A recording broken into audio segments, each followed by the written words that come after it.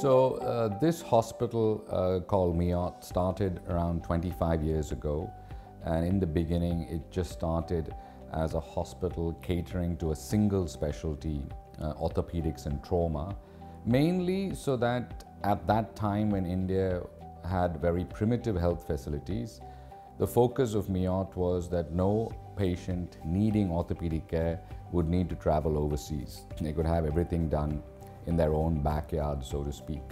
So any kind of treatment offering, technical skill or equipment pertaining to orthopedics was provided to them in-house. The rule that MIOT has over the years and continued to have is that all staff can only work at MIOT, nowhere else. So from the time we started as a tiny little hospital with 1 2-story building to today we're a 1,000-bedded hospital with 3,000 staff, everybody only works at MIOT. The other interesting aspect of MIOT is that it is truly a center of excellence. There's no other MIOT in India. So MIOT is in a 14-acre parcel of land, and the people who run MIOT, myself, the managing director of MIOT, has to live on site. So for the last 12 years, I've lived, breathed, and spoken MIOT. Well, I think that this word integrity is something that is synonymous with the medical profession, but over the past few years it has become diluted with the entry of commerce into medicine. There's no doubt that in our profession, the business side and the care side should be completely separate. And MIOT prides itself in making sure that at no point during healthcare delivery is there any prejudice towards the profit motive. And managing to maintain this over the last 25 years has been a real source of pride at MIOT. Well, I think that there are a lot of very good hospitals all over the world, but the main DNA that MIOT runs on really is compassion. Compassion is to connect with the patient, is to make sure all aspects of the experience that the patient has during treatment are as good as possible. And it's really the soft skill and the fact that this is something that has to be present in the long term for the hospital to have trust and reputation is ingrained in MIOT. A lot of entities which invest in healthcare are looking for quick wins. And today a lot of funds that come into healthcare are focused on the profit motive. People have a misunderstanding that healthcare has become commercial. This is something that is non-existent in MIOT. When you go to MIOT, when you get treated in MIOT, and when you leave MIOT after treatment, that special feeling that you were above anybody else, the most important thing in that care area, is what MIOT provides today. So it is interesting to see how patient personalities and the character of patients requiring treatment has changed over the last 3 decades. 30 years ago, when people came to access healthcare with an illness or with an emergency, they listened to the solution and just embraced it straight away. Today, patients have huge access to information, their families have huge access to information, and patients have personal preferences as to what they will allow you to do to them. Some people don't like you to inflict pain on them during treatment. Some people don't like the concept of having anesthesia. Some people don't like to stay in hospital for a long period of time or for any length of time. And some people are not at all in favor of anything that involves open surgery. So all this has to be considered when you're offering treatment to the patient. You have to tick all the boxes the patient wants you to tick. And at the same time, it has to be a treatment that is within the patient's reach.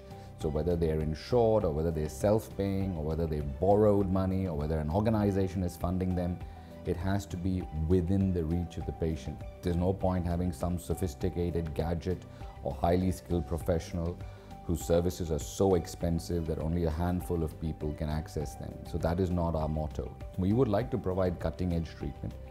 We would like to provide a complete solution. We would like you to enjoy that solution while it's being administered to you, and at the same time it must be affordable.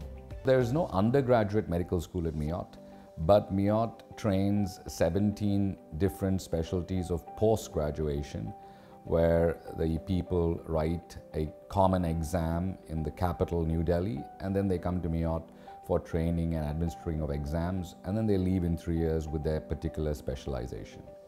So one of the things we spoke about earlier was how do you make patients adopt and embrace the treatment if they have fear of pain, or if they have fear of what is going to happen to me after the procedure. So if you have a patient who has a problem in their brain or problem deep inside their body and they need to be cut open to have this problem solved, a lot of them worry not only about the anesthetic and the pain involved in actually doing this procedure, but they also worry about recovery. Will I have bleeding? Will I have paralysis? Will I be able to get back to normal life? Will I look normal? Can I do all the things that I was able to do before? To address these things, around 30 years ago, people looked at complicated, dangerous treatment and able to do it safely. So one of the easiest way to access any part of the body is to go via the blood supply of that area.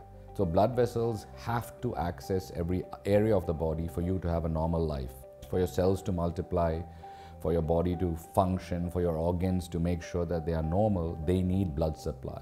So the best and easiest way, with very little invasion, with very little pain, is to choose a blood vessel through which you enter the organ. So you don't cut open the body, you make a hair size hole either in the wrist or in the groin area and the thigh, and then you enter a blood vessel, and then through that you reach the target blood vessel. Maybe it's in the brain, maybe it's in some organ, and then you cure the disease or the issue that is producing a problem in the patient. So this, broadly speaking, is interventional radiology. And over years, it has become extremely refined. And now the treatments of various issues, common things which we see in day-to-day life, like fibroid uterus in women or enlarged prostate in men, to very, very complex issues like liver cancer or burst blood vessels in the brain. All these can be treated via interventional radiology, where there's no anesthesia, there's no open surgery, and there's immediate return to activity with no necessity for prolonged hospital stay and no necessity for ICU care. As the word itself denotes, genou means knee in French, and genicular artery embolization basically denotes some treatment concerning the knee. The most common arthritis in India, and definitely also in Mauritius, is arthritis of the knee. When you sit as an orthopedic surgeon examining knee patients, you find that there are two ends of the spectrum. You have patients with very severe arthritis with badly deformed knees, and you have patients who are relatively young with very early arthritis. The challenge is making the patient accept treatment. So when you have an elderly patient who has a certain way of thinking that is abhorrent to permit open surgery, or you have a very young patient who has early disease and does not need surgery, a lot of us are pulling our hair out wondering what solution can we offer. And this group is a very large group. When you look at this group, in the past we were offering them a range of tablets to swallow that produced ulcers, that produced renal failure. We were asking them to go and have massage that produced temporary relief. We were asking them to go for frequent acupuncture that produced a huge impact on their daily routine, and it did not get them back to normal activity. A lot of these patients became obese, they became inactive, and they were miserable. So we needed a treatment that would, in patients with early arthritis, slow down the disease, and in patients who felt that surgery was not acceptable, produce the same result without surgery. And that is where this concept of genicular artery embolization comes in. What is it? All joints have a lining called synovium. In the knee, this synovium becomes bigger, thicker, and starts damaging the joint. If you pick up arthritis very early and you specifically block the blood and nerve supply to the synovium, it will shrink, it will stop joint destruction, but immediately you'll get pain relief. Immediately you can go back to normal activity and you don't become miserable with pain, and you don't become a person who has to restrict activity and therefore becomes unfit. So this is a definite solution. Also, it's not a procedure where you have to stay in hospital for a long time. You don't need anesthesia. You have the procedure done through a hair-like pinhole opening in your thigh. The blood vessel is accessed, and the specific smaller blood vessels that are supplying the synovium alone are blocked off. If you're an elderly patient, or you're a patient who has other diseases, say you're a patient who had an organ transplant, or you're a patient who has severe heart disease and you're not interested in surgery, which is obviously high risk for you, you can have genicular artery embolization for your severe knee arthritis, and you will be out of your wheelchair. You'll be able to walk, you'll be able to climb steps, you'll be able to play with your grandchildren, and you'll be able to lead a happy, pain-free life. In a very young patient, this procedure will give you relief for 3 years, and after 3 years you can have it repeated. This is not a procedure that's going to replace the need for joint replacement in a person with a completely damaged, deformed arthritic knee who is fit and well and who can have surgery. But it is for the large group of very young patients, or very old or very unfit patients for whom until today we had no solution. So an MOU was signed between MIOT Hospitals Chennai and the Mauritian government a couple of years ago, and until now it has purely been to provide training of doctors that the Mauritian government identifies who need training, certain particular areas in Mauritius that MIOT needs to send specialists for to the government so that the government can perform certain particular procedures that are not available, and of course treating complex patients that the government has identified at a very affordable cost to the government. So these three are the main areas of focus between MIOT Chennai and the government of Mauritius. Ever since COVID happened, the doctor, the super specialist, has been brought very close to the patient via real-time telemedicine. In the past, telemedicine was a simple video call via a very bad mobile phone connection. It's completely different today, where telemedicine now can transmit all sorts of information in real time and make a real consultation which is meaningful possible. So you're a patient in Mauritius, you want a second opinion, or you're wondering whether you should go overseas or not, you want a little more detail regarding your disease and the treatment that could be offered, so you can come here and have a telemedicine consult with a specialist in Chennai. As you know, we have 63 different specialties, so anything and everything can be discussed and looked at. And of course, then you can make a decision whether the treatment can be done here itself or whether it is definitely necessary to go overseas. And also you can have idea regarding the cost, how long you'll have to stay, etc. If you already had treatment and you come back here and you need follow-up, yes, the telemedicine can be used as a great follow-up tool to make sure that the medicine you're taking is having the desired effect, the treatment you've had is producing the desired improvement, etc. And of course, one of the main reasons you have an information center is to facilitate the travel of patients, make it easier for them.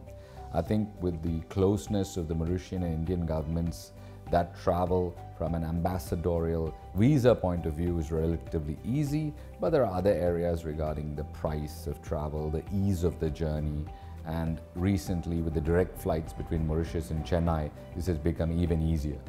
India is very similar to Europe. Every province has its idiosyncrasies. It is natural and normal in South India to wake up early. For the last 4 or 5 generations, most South Indian families have been waking up early. You wake up, you go to the river, you bathe, you pray, and then you start your day. So waking up at 5 o'clock in South India is very common. It's not unusual. In fact, if you travel in South India, you'll find at 4 a.m. there are places that will give you breakfast even.